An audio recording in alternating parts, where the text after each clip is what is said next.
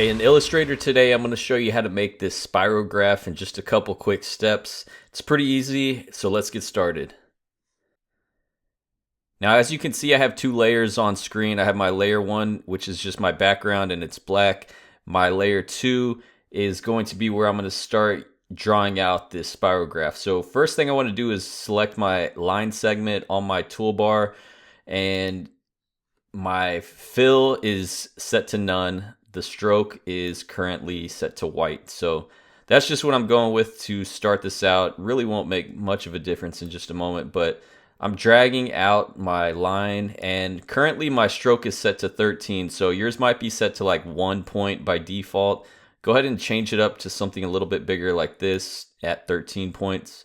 And so make sure your control bar is active. If it's not active for you, just go to window and then right here control. Make sure that's checked so that you have the options up here. I don't know why you wouldn't, but so with that currently selected, the width profile tool, the variable width profile is in the control bar up top. I'm going to go ahead and choose width profile 4. These are all just different, set profiles in the system already, but 4 is what I want to use for this spirograph thing that I'm creating. And now that I've done that, the next thing I need to introduce you to is the rotate tool. So the rotate tool can be found right here, and as you can see on screen with this little tooltip, it's basically allowing you to rotate, but there's more to it. So we're being able to rotate things around a fixed point. When I click on it and I basically select option and then click. So I'm on a Mac, so option would be what I select. Alt, I believe, on the PC is what you would select if you're using just a PC. So once I do that, I'm going to click at, we'll go with this point right here down at like that little sharp end right there. And what just happened was it kind of like nudged it over at a 10-degree angle. It nudged over that line that we created. So if I hit copy, if it's not already at 10, just make this change and put 10 right there.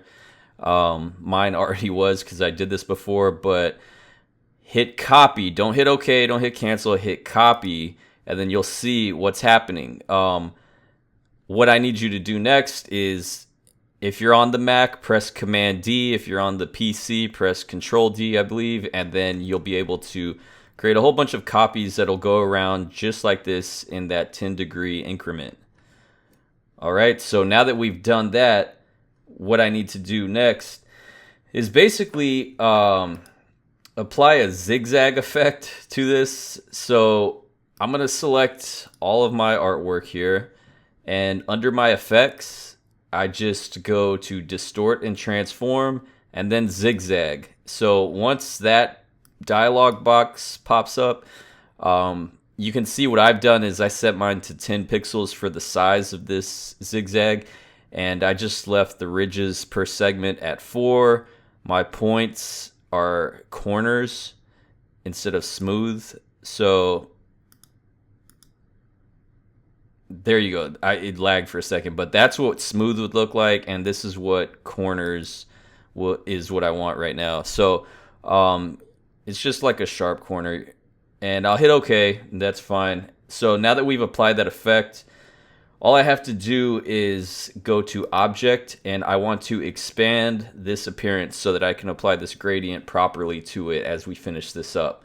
So just simply hit Expand Appearance with it selected, and then we're going to be able to, if you don't already have your gradient panel open, just go to Window, Gradient, or Command F9 on the Mac, and make sure that you select your artwork and apply a linear gradient.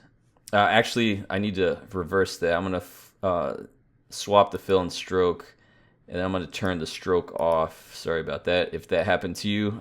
So make sure when you apply that gradient that the stroke is off when you select it and the fill is on. And so at this point we have a gradient, but I don't really want it to be like this, where it goes from green to blue, then green to blue out here. I want it to be like green to blue. So in order to do that, I'm just, with everything selected, going to my gradient tool on the left side over here, selecting it, and you see all these little lines right here. That's fine, that's good. That's just showing you your gradient that's already been created. But I'm gonna go from like top left to bottom right. So I'm gonna click, hold, and drag, and you can see the gradient forming as I do that. And so we're working with a gradient to apply a unique look. And once it's done and I release it, I'll go to my selection tool and deselect everything, and there it is. Just like that, in a couple of quick steps, you're able to create a unique shape using a number of different tricks, like the zigzag effect, the variable width profile options up top, rotate tool, and you expand the appearance, applied a gradient, and created this. So now that we're done with the gradient application, essentially your spirograph is complete. If you did want to make any adjustments to that gradient, it's very simple. Just select everything and go to that gradient. If you want to change the direction of it, maybe go top right to bottom left, or side to side. It's totally your call, but once you get that gradient tool with everything selected and that gradient applied, you're able to customize it like so.